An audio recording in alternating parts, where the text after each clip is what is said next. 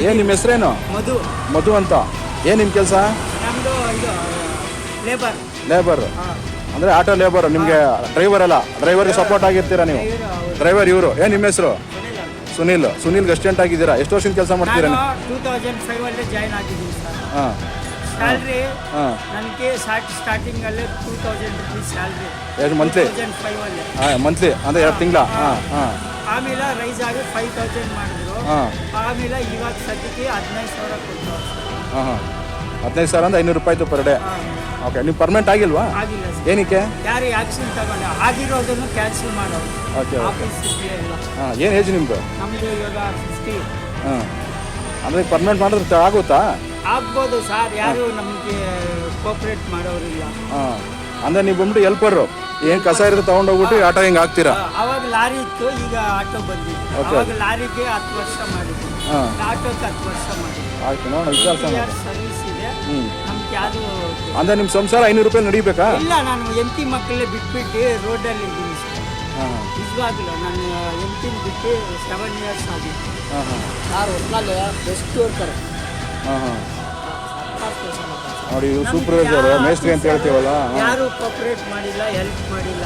ಯಾವ ಮೇಸ್ತ್ರಿನ ಹೆಲ್ಪ್ ಮಾಡಿಲ್ಲ. ಈಗ 500 ರೂಪಾಯಿ ಕೊಡೋದು ಡಿಪಾರ್ಟ್ಮೆಂಟ್ ಕೊಡ್ತಾರೆ, ಕಾಂಟ್ರಾಕ್ಟ್ ಕೊಡ್ತಾರೆ ನಿಮಗೆ? ಕಾಂಟ್ರಾಕ್ಟ್ರು ಅಂದರೆ ನಮ್ಮ ಇವರು ದಿಲೀಪ್ ಅವ್ರಿಗೆ ಹೇಳೋಣ. ಹಾಂ, ದಿಲೀಪ್ ಅವ್ರಿಗೆ ಹೇಳ್ಬಿಟ್ಟು ಸ್ಯಾಲ್ರಿನೂ ಮಂತ್ಲಿ ಕೊಡಲ್ಲ ಸರ್. 2 ಮಂತ್ಸ್ ಆದಮೇಲೆ ಕೊಡ್ತಾರೆ. ಏನಕ್ಕೆ ಹಂಗೆ ಮಾಡ್ತಾರೆ? ಅದು ಏನೋ ನಾನು ಗಾಡಿ ಕೆಟ್ಟೋಗ, ನಿಮಗೆ ಹೆಲ್ತ್ ಪ್ರಾಬ್ಲಮ್ ಆದ, ಇಮಿಡಿಯೇಟ್ಲಿ ಕಾಸು ನಿಮ್ಗೆ ಯಾರು ಕೊಡ್ತಾರೋ? ನಿಮ್ಮ ಲೈಫ್ ಸರಿ ಆಫ್ ಆಯ್ತದೆ. ಇನ್ನು ಡ್ರೈವಿಂಗ್ ಮಾಡಿದ್ರೆ ಆಫ್ ಆಗಿಬಿಡ್ತದೆ. ಸರಿ, ಈಗ ಓಡ್ಸೋಕೆ ಆಗಲ್ಲ. ಮತ್ತೆ ಗಾಡಿಗೆ ಸಿಸ್ಟಮ್ ಸರಿ ಇಲ್ಲ.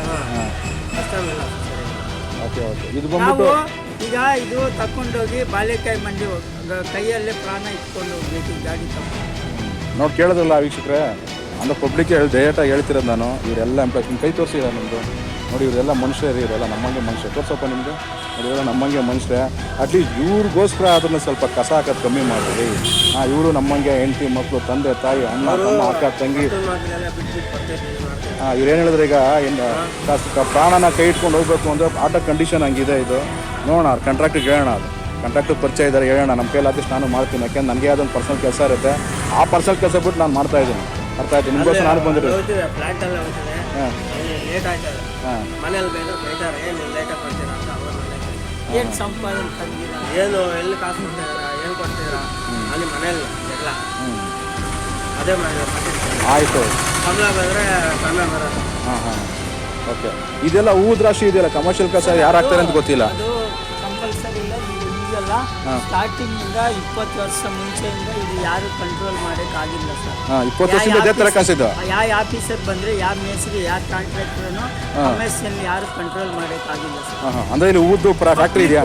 ಈಗ ಈ ದೊಡ್ಡ ಅಧಿಕಾರಿಗಳು, MLA, ಈ ಕಂಪ್ನಿ, ಇವರು ಯಾರು ಕಾಂಟ್ರಾಕ್ಟ್ರು, ಅವರಿಗೆಲ್ಲ ಹೇಳಿದ್ರೆ ಅವರು ನಮ್ಗೆ ಬೇಕು, ನೀವು ಅವ್ರನ್ನ ಏನು ಇದು ಮಾಡಬೇಡ ಅಂತ ಹೇಳಿ.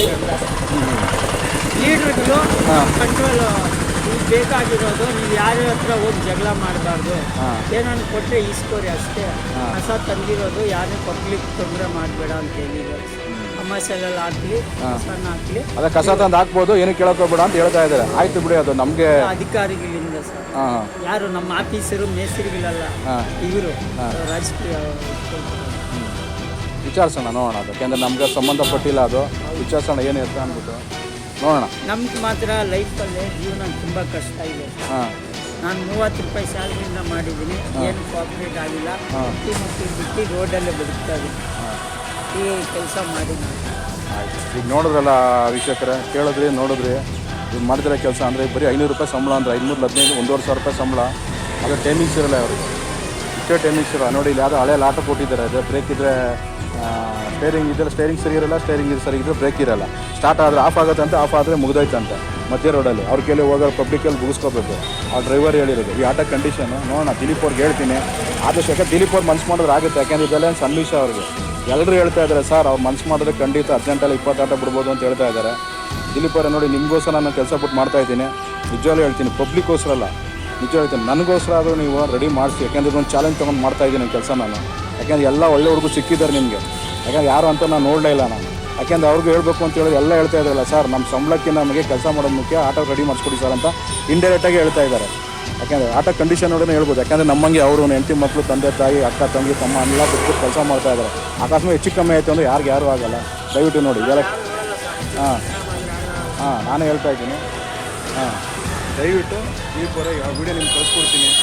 ಆಟೋಗಳು ಅಷ್ಟೇ, ಅಲ್ಲಿ ಸುಮಾರು ಆಟೋಗಳು ಎರಡಲ್ಲಿ ಬಿದ್ದಿವೆ ಸ್ಕ್ಯಾನಿಂಗ್ ಪಾಯಿಂಟಲ್ಲಿ ಆಟೋ ತುಂಬ ಇದೆ. ರೆಡಿ ಮಾಡಿಸಿ ಬೇಕಾರೆ ಇದು ಯಾರು ನಿಜಲ್ಲಿ ಹೇಳ್ತಿಲ್ಲ, ನಿಮ್ಮ ಮನ್ಸು ಮಾಡಿ ಯಾರು ದೊಡ್ಡ ವಿಷಯ ಅಲ್ಲ ರೀ ಇದು. 18 ಆಟ ಕೇಳ್ತಾರೆ, 20 ಆಟ ಬಿಟ್ಬಿಟ್ರೆ ಮುಗ್ದಾಯ್ತು ನೀವೇನೆ. ನೋಡಿ ಇದು ಬಂದ್ಬಿಟ್ಟು ನಾನು ಆಲ್ರೆಡಿ ಹೈಸ್ಕೂಲ್ದು ಕಾಲೇಜ್ ಎಂಟ್ರಿ ಮಾಡಿದ್ದೆಲ್ಲ ಪ್ರೊಫೆಸರ್ ಹತ್ರ, ಅವ್ರ ಹತ್ರ ಇದ್ದಿದ್ದು ಪಕ್ಕದಿದ್ದು. ನೆನ್ನೆ ಒಂದು ಸ್ಕ್ಯಾನಿಂಗ್ ಮಾಡಿ ಕ್ಲೀನ್ ಮಾಡಿದ್ದು ನೋಡಿದ್ರೆ ಮತ್ತೆ ಕಸ ಬಿದ್ದಿದ್ದು, ಇದೆಲ್ಲ ಕಮರ್ಷಿಯಲ್ ಕಸನೇ ಇದು. ಅದು ನೋಡೋಣ, ಅವ್ರ ಹತ್ರ ರಿಕ್ವೆಸ್ಟ್ ಮಾಡ್ಕೊಳ್ಳೋಣ. ಯಾಕೆಂದರೆ ಇನ್ನೊಂದು ಹೇಳ್ಬೇಕು ಅಂದರೆ ಕಮರ್ಷಿಯಲ್ ಕಸಗಳಿಗೆ ಬೇರೆ ಜಾಗ ಇದೆ, ಬೇರೆ ದಾರಿ ಇದೆ, ಅದು ಅವ್ರ ಹತ್ರ ಕೇಳಿ ಮಾಡೋಣ ಅದು. ಓಕೆ.